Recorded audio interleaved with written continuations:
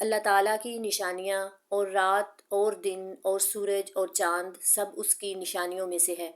نہ سورج کو سجدہ کرو اور نہ چاند کو، اور اس اللہ کو سجدہ کرو جس نے انہیں پیدا کیا، اگر تم اس کی عبادت کرتے ہو۔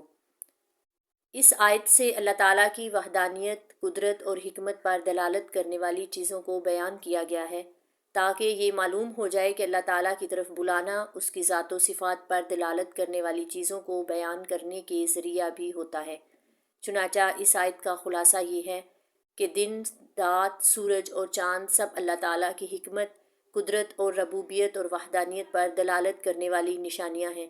تو تم نہ سورج کو سجدہ کرو اور نہ ہی چاند کو، کیونکہ یہ دونوں مخلوق ہیں اور اللہ اپنے خالق کے حکم سے مسخر ہے، اور جو اس طرح مسخر ہو وہ عبادت کا مستحق نہیں ہو سکتا۔ اور تم اس اللہ تعالیٰ کو سجدہ کرو جس نے رات، دن، سورج اور چاند کو